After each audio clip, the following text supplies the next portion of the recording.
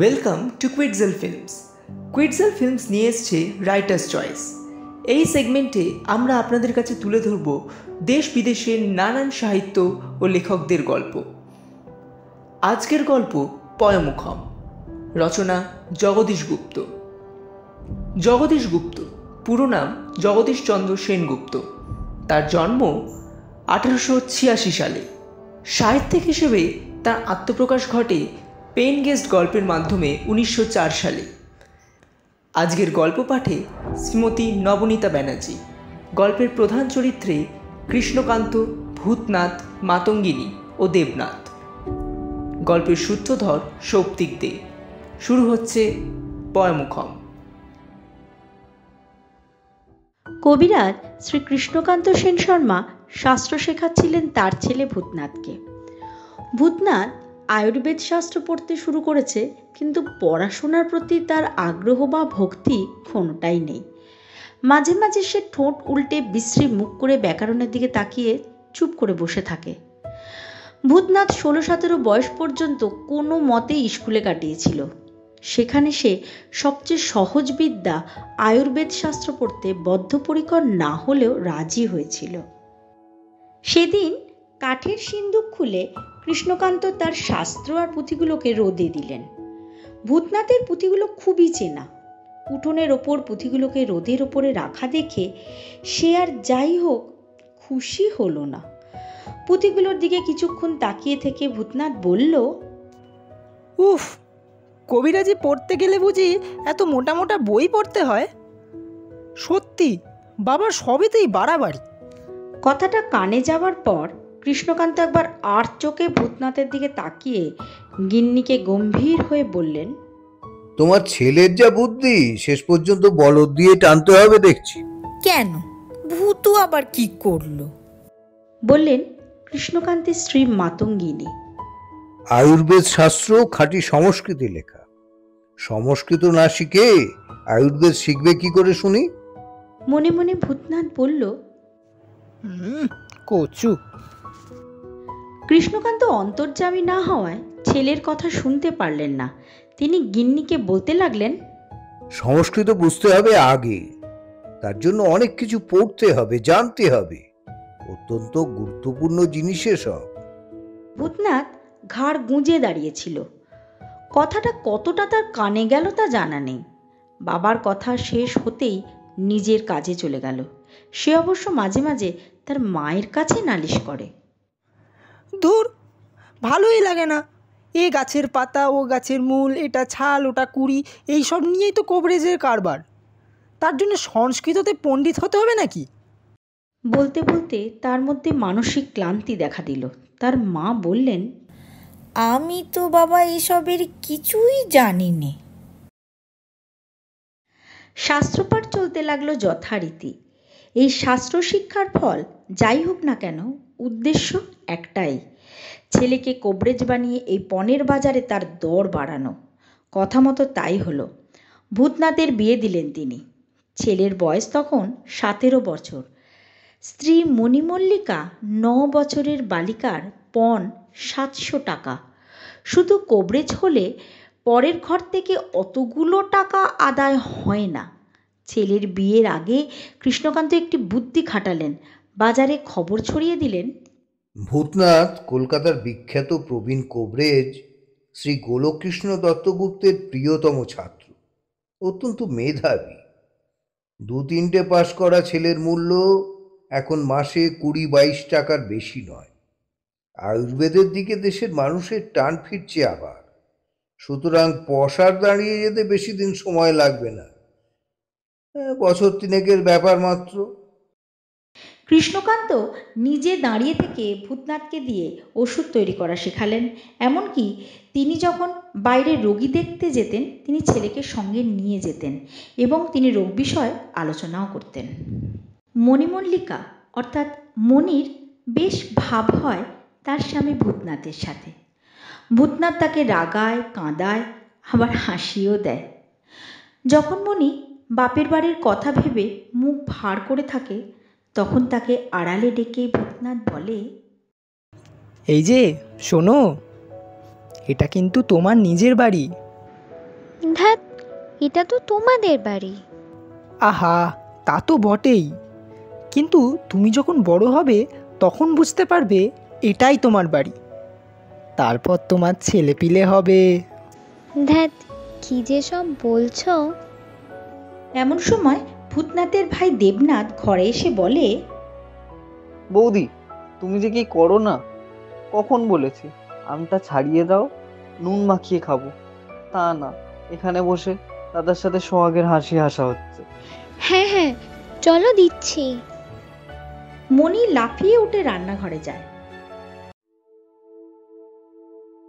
এই মণির একদিন জ্বর হলো। সেই উজ্জ্বল চঞ্চল মণি যেন নিস্তেজ হয়ে গেল। কৃষ্ণকান্ত নাড়ি দেখে ওষুধ দিলেন। এই নাও বৌমা, এই বড়িটা খেয়ে নাও, আরাম হবে। তাতে জ্বর ছাড়ল বটে, কিন্তু প্রাণ রক্ষা হলো না। শেষ রাত থেকে শরীর খারাপ করতে লাগলো, ভয়ঙ্কর বমি। আর সেই দিন দুপুর 2টোর সময় মণি শেষ নিঃশ্বাস ত্যাগ করল। স্মৃতি ভরা সিঁদুর নিয়ে, লাল শাড়ি পরে, আলতা পা রাঙিয়ে খেলার পুতুল মণি আগুনে পুড়ে ছাই হয়ে গেল। মাতঙ্গিনী চোখের জল মুছে স্বামীর সামনে দাঁড়িয়ে বললেন, হ্যাঁ গো, এ কি হয়ে গেল? তুমি কি কিছুই করতে পারলে না? আরে কি মুশকিল, আমি আর কি করব? যম যে ব্যাধি পাঠায় তাকে আমরা দেখেই চিনি। এসব কথা মাতঙ্গিনী বুঝতে পারেন না।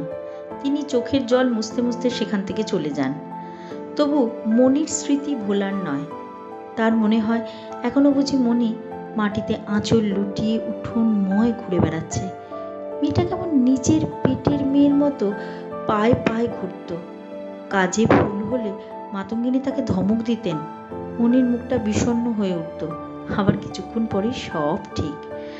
মাতঙ্গিনীর বুক ফেটে যায়। ভূতনাথ বিস্তর কাঁদল।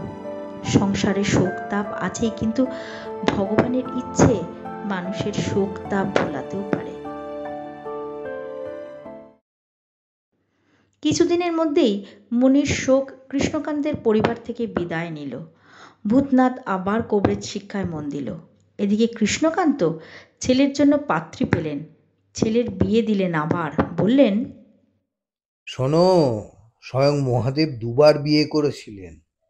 তো সেই পাত্রী যে তিনি অসহ্য কাটবার 8 দিনের মাথায় খুঁজেছিলেন, তাহা উল্লেখ করলেন না। ভূতনাথ বাবাকে বেশ ভয় ভয় বলল, কিন্তু বাবা, বলছি এত তাড়াতাড়ি কি বিয়ে করাটা উচিত হবে? মানে শোনো, গুরুজনদের কথা শুনতে হয়। যেটা বোঝো না সেটা নিয়ে তর্ক কেন করছো? খালি না বুঝে তর্ক করতে শিখেছো। অগত্যা ভূতনাথকে রাজি হতেই হলো। এবার পণ 500 টাকা, আগের বারের চেয়ে একটু কম। মণির মৃত্যুর জন্য ভূতনাথের মান পাত্র হিসেবে একটু হলেও পড়ে গেছে, তাই পণের টাকায় 200 কমতি হলো কৃষ্ণকান্তর। কিন্তু বউটি এবার আরও ভালো, চমৎকার, লক্ষ্মীশ্রী। নাম অনুপমা। চোখে সারাক্ষণ সুন্দর হাসি খেলা করছে।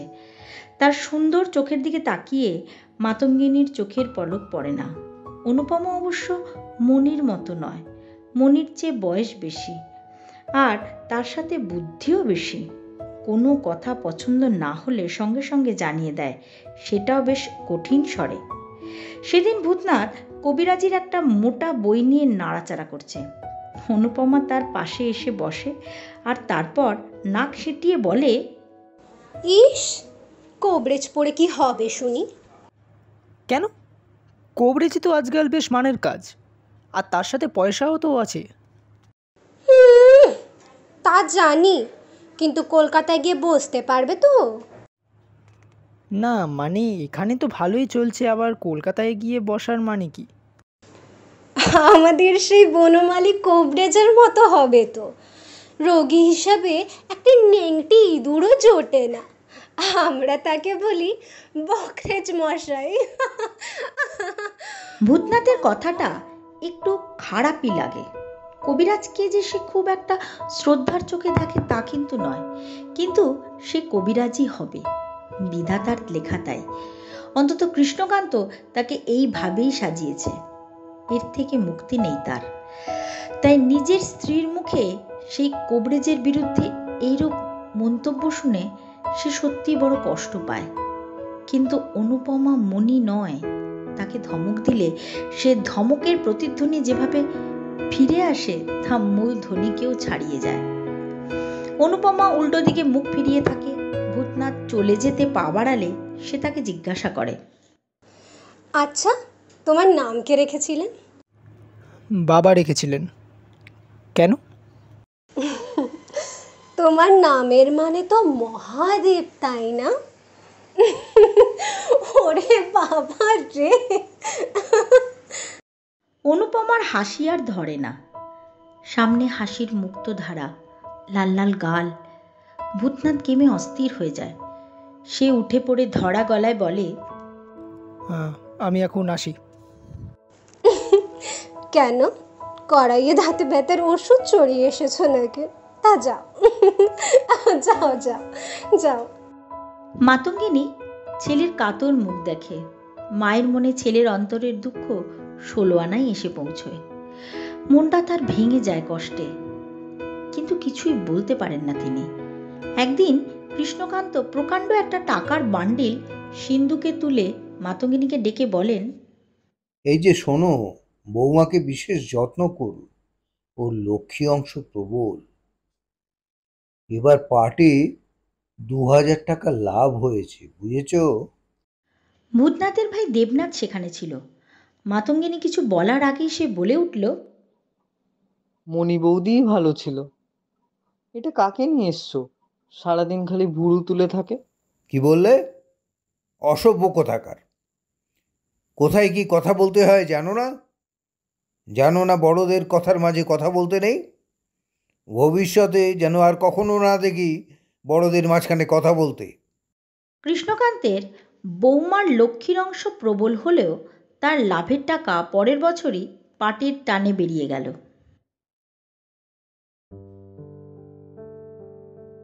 অনুপমার জ্বর হয়েছে। জ্বর অল্পই, কিন্তু সে লাথি মেরে, বাটি ছুঁড়ে, কেঁদে কেটে ওষুধ পেলে এমন কাণ্ড বাঁধালো যে লজ্জা সহিষ্ণুতা বলে সংসারে কিছুই নেই। তার কাছে প্রায় সকলেই ধমক খেল। মাতঙ্গিনী ওষুধ দিতে এসে অকথ্য অপমানিত হলেন। এটা ওষুধ নাকি বিষ? খাবো না আমি এইসব, নিয়ে যাও। আমি যে একটু ভালো থাকি, কারণ সহ্য হচ্ছে না। না, সকলে মিলে আমাকে মেরে ফেলতে চাইছো। আমি কি কিচ্ছু বুঝি না? এক দণ্ড আমি আর এখানে থাকবো না, বাপের বাড়ি চলে যাব। খবর পাঠাও এক্ষুনি। ভূতনাথ চড় খেতে খেতে বেঁচে গেল। অনেক তাণ্ডব দেখিয়ে শেষ পর্যন্ত অনুপমার জ্বর ছেড়েছে। সে ভাত খাচ্ছে আজ। তারই পছন্দের সব রান্না হয়েছে। থালায় সব খাবার সাজিয়ে দেওয়ার বন্দোবস্ত কৃষ্ণকান্ত নিজে দাঁড়িয়ে থেকে করেছেন। সেদিন রাত্রে খাবার পর তিনি বৌমাকে ওষুধ দিয়ে যান। বৌমা, রাতে শোবার আগে এই ওষুধটা খেয়ে নিও, এখানে রেখে গেলাম। কিন্তু সেই দিনই ভোর রাত থেকে বমি শুরু হলো অনুপমার। তারপর বিকেল নাগাদ তার প্রাণটাও বেরিয়ে গেল। অনুপমাও মণিমল্লিকার পথ অনুসরণ করল। মণি মরেছিল বৈশাখের কাঁচা আম খেয়ে, আর অনুপমা মরল অজীর্ণ শরীরে জেদ করে গরুপাক খাবার খেয়ে। মাতঙ্গিনী কাঁদলেন, ভূতনাথও কাঁদল, আর কৃষ্ণকান্ত প্রতিবেশীদের সামনে বারবার চোখ মুছে শোকচিহ্ন গোপন করতে লাগলেন। ভূতনাথ একটা নতুন আঘাত পেল। মনির মৃত্যুতেও সে সেটা পায়নি। মনি তার যৌবনের সহচরী হয়ে ওঠেনি, সে ছিল তার খেলার সাথী। কিন্তু অনুপমার নিরুপম রূপ ক্রমাগত তার বুকে এক আলোড়ন তুলল। তার চোখের সামনে অনুপমার উজ্জ্বল রূপ চির বসন্তের মতো জ্বলজ্বল করতে লাগলো, যার অভাবে ভূতনাথের সমস্ত পৃথিবী অন্ধকার হয়ে গেল। ভূতনাথের পড়ার বই আলমারিতে উঠে গেছে। এখন সে পুরোপুরি কবিরাজ হয়ে গেছে। বিয়েতে আর তার কোনো আসক্তি নেই। এদিকে কৃষ্ণকান্ত ছেলের ব্যবহারে দিন দিন অসহিষ্ণু হয়ে উঠেছেন। এইরকম আর কিছুদিন চললে সংসারের ওপর তার আর মার্জনার ভার থাকবে না। এ ভয় তিনি স্পষ্ট দেখিয়েছিলেন। তিনি ছেলেকে শুনিয়ে বললেন, স্ত্রী কি এমন বস্তু যে একটি গেলে আরেকটি গ্রহণ করা যাবে না? মরবে তো একদিন সবাই, সে দুদিন আগে হোক বা পরে। মূর্খ স্ত্রী মরে গেলে তার ধ্যানেই সারা জীবন কাটিয়ে দিতে হবে, এটা কোন শাস্ত্রে লেখা? যত সব। কিন্তু এত কথা, ধিক্কার, অনুযোগ, অনুনয়ের পরেও ভূতনাথ নির্বিকার। সে বাবাকে বলল, বাবা, আমাকে ক্ষমা করুন, বিয়েতে আমার আর কোনো রুচি নেই। আপনি বরং দেবনাথকে বলুন, সেই আপনার এই স্বাদ পূরণ করবে। কৃষ্ণকান্তকে এসব বলাই বাহুল্য। তিনি জানেন তাকে কি করতে হবে। তিনি জানেন বড় ছেলের বিয়ের আগে ছোট ছেলের বিয়ে দিলে দৃষ্টিকটু হবে। বড় ছেলের আগে 2 বউ মারা গেছে, তারপরে ছোট ছেলের বিয়ে হলে ভূতনাথের জন্য পণের টাকা কমানো নিয়ে টানাটানি পড়ে যাবে। সুতরাং কৃষ্ণকান্ত প্রকাশ্যেই বললেন, তোমার মায়ের শরীর দিন দিন খারাপ হচ্ছে, তাকে এই বেলা এক সহকারী না দিলে মৃত্যু পর্যন্ত হতে পারে। এই দিকটা ভেবে দেখেছো? এবার ভালোই ভালোই বিয়েটা সেরে ফেলো। আপনার যা ইচ্ছে তাই করুন। আনন্দে কৃষ্ণকান্তের মুখ একেবারে উজ্জ্বল হয়ে উঠল। পণ ও পাত্রী ঠিক করাই ছিল। 2-10 দিনের মধ্যেই কৃষ্ণকান্ত 2 ঘরে এনে তুললেন। পণের টাকা 800। ভূতনাথের তৃতীয় স্ত্রী বীণাপানির রং সুবিধের নয়, কালোই। সুন্দর বলতে তার চোখ ও ভুরু। চোখ দুটো আবেশে ভরা আর ভুরু দুটো টানা টানা। কৃষ্ণকান্ত স্ত্রীকে জিজ্ঞাসা করলেন, বলছি, গো, বউ কেমন হয়েছে? একেবারে লোকিটি। এই হলো আসল বৌদি। আগের দুটো ভালো ছিল না।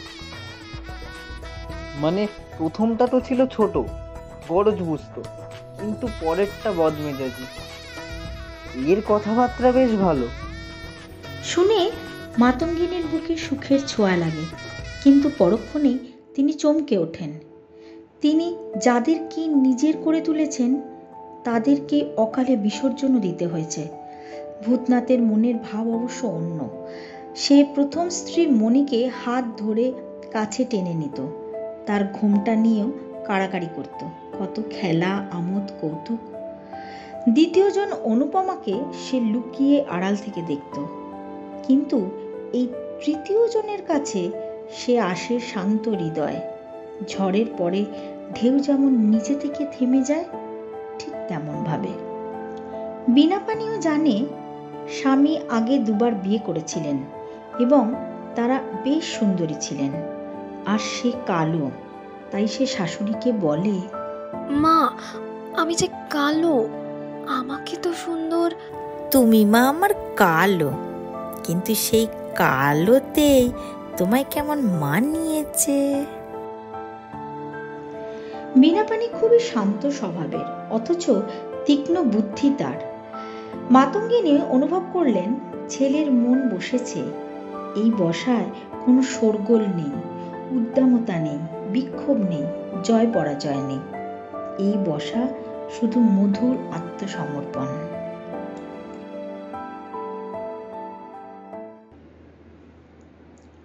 ভূতনাথের পসার হয়েছে, কিন্তু জিনিসপত্রের দাম বাড়তে থাকায় সংসারে নেই নেই ভাব থেমে থাকে না। কৃষ্ণকান্তের নামে মাঝে মাঝে মানি অর্ডারে টাকা আসে। কে বা কেন পাঠায় কে জানে। কৃষ্ণকান্ত সাবধানে লুকিয়ে সেই টাকা রেখে দেন, কিন্তু একদিন কিছুই আর লুকোনো রইল না। দূরের এক রোগীর লোক কৃষ্ণকান্তকে নিয়ে যেতে চান। বড় কঠিন রোগ। কৃষ্ণকান্ত অত্যন্ত অনিচ্ছা নিয়ে পালকিতে চড়ে বসেন। পালকি কিছু দূর যেতে না যেতেই মানি অর্ডারটা এসে পড়ে বাড়িতে। কৃষ্ণকান্ত না থাকায় ভূতনাথ সেটি নেয়। বীণাপানির বাবা পাঠিয়েছেন 10 টাকা। ভূতনাথের বুদ্ধি এখন আর আগের মতো নেই, বেশ ধারালো হয়েছে। তার বুঝতে কোনো অসুবিধা হলো না যে গায়ের রং কালো হওয়ার অপরাধে বউয়ের বাবাকে মাসে মাসে এই জরিমানা দিতে হচ্ছে। আরও একটা ভয়ঙ্কর সন্দেহ তার মনে ক্রমশ দানা বাঁধছিল। কী কারণে যে তার এই সন্দেহ তৈরি হলো তা তার নিজের কাছেও স্পষ্ট হলো না, কিন্তু সে এটা বুঝল যে সন্দেহটা তার অমূলক নয়।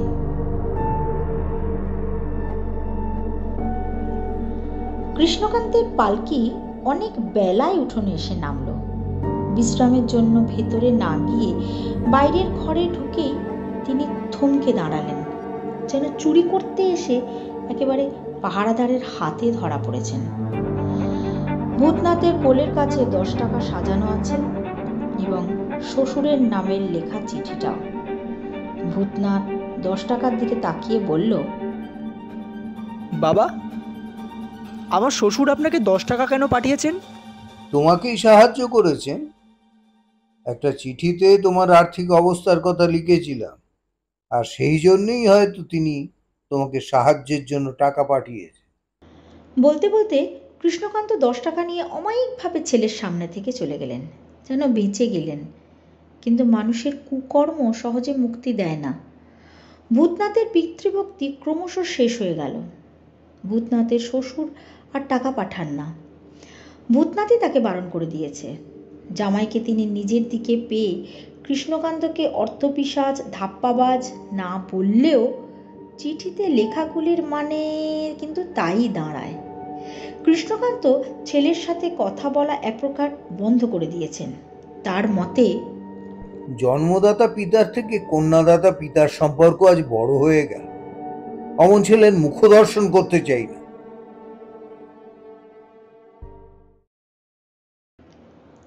বেশ কিছুদিন হলো বিনাপানির জ্বর অল্পই, কিন্তু মাতঙ্গিনীর বুকে কুডাক ডাকতে শুরু করেছে।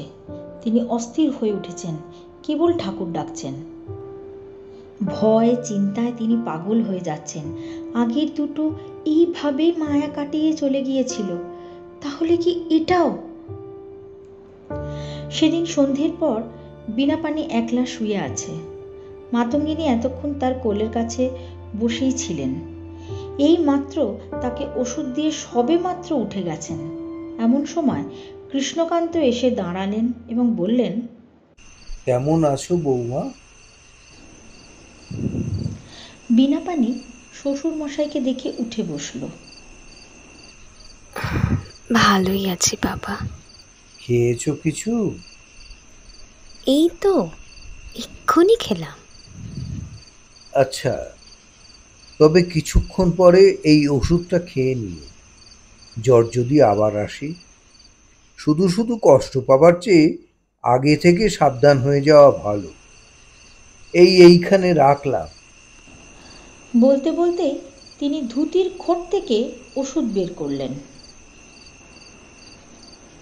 ভূতনাথ কোথায় ছিল কে জানে। কৃষ্ণকান্ত ঘর থেকে বেরিয়ে যেতেই সে দৌড়ে ঘরে এসে ঢুকল। বাবা এসেছিলেন দেখলাম। তিনি কি ওষুধ দিয়ে গেলেন নাকি? হ্যাঁ। তুমি খাওনি তো? কেন? ওষুধটা কোথায়? ওই তো খাটের পায়ের কাছেই রাখা আছে। বিনাপানি বেশ অবাক হয়েছে। স্বামীর এই অস্থিরতা সে আগে কখনো দেখেনি। সে বলল, কিছু হয়েছে? ভূতনাথ এগিয়ে গিয়ে ওষুধের পাত্রটা তুলে নিল। তারপর ভালো করে দেখল সেই পাত্রটা। তার চোয়াল শক্ত হয়ে গেছে। মাথার ভেতর সন্দেহ চিন্তা জট পাকাচ্ছে। আর সেই সন্দেহের প্রভাবে তার শরীর অবশ হতে লাগলো। সে বুঝল তার হাত ক্রমশ বরফের মতো ঠান্ডা হচ্ছে। সে দেখল বিনাপানি অদ্ভুত বিস্ময়ে তাকিয়ে আছে তার দিকে। বিনাপানিকে কোনো প্রশ্ন করার সুযোগ না দিয়ে ওষুধ নিয়ে সে ঘর থেকে বেরিয়ে গেল। কৃষ্ণকান্ত কবিরাজ আধশোয়া ভঙ্গিতে পরম তৃপ্তি নিয়ে চোখ বন্ধ করে তামাক টানছিলেন। এই প্রথমবার ছেলেকে দেখে তিনি চমকে উঠলেন, যেন সামনে ভূত দেখছেন। এই প্রথমবার ছেলের সামনে তার সমস্ত শরীর থরথর করে কাঁপতে লাগলো। ভূতনাথ তাকিয়ে আছে তার বাবার দিকে স্থির দৃষ্টিতে। তার দু চোখে শুধু আছে অপমান, অভিযোগ, গঞ্জনা আর ঘৃণা। বেশ কিছুক্ষণ ছেলের চোখের দিকে তাকিয়ে থাকতে পারলেন না কৃষ্ণকান্ত। তার মুখ দিয়ে অদ্ভুত এক আর্তনাদ বেরিয়ে এলো। আমি কিছু করিনি। ভূতনাথ সেদিকে নজর না দিয়ে হেসে বলল, এই বউটার আয়ু অনেক বেশি বাবা, তাই কলেরায় মরল না। পারেন তো নিজেই খেয়ে ফেলুন এটা।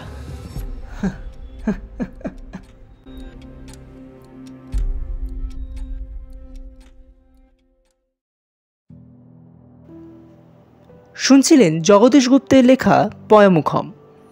গল্প পাঠ ও মাতঙ্গিনীর ভূমিকায় শ্রীমতী নবনীতা ব্যানার্জি, কৃষ্ণকান্তের ভূমিকায় শ্রী বিজয় কুমার বসু, ভূতনাথের ভূমিকায় সৌপ্তিক দে, দেবনাথের ভূমিকায় স্বাগত বাসু, বীণাপানির ভূমিকায় স্নেহা পল, অনুপমার ভূমিকায় শ্রেয়া কর্মকার, মণিমল্লিকার ভূমিকায় সৈমী ব্যানার্জি। সাউন্ড ডিজাইন ও ব্যাকগ্রাউন্ড মিউজিকে সৌপ্তিক দে, পর্ব পরিচালনা ও পোস্টার ডিজাইন সৈমী ব্যানার্জি। আমরা আবারও ফিরে আসব আরও একটি গল্প নিয়ে খুব শীঘ্রই।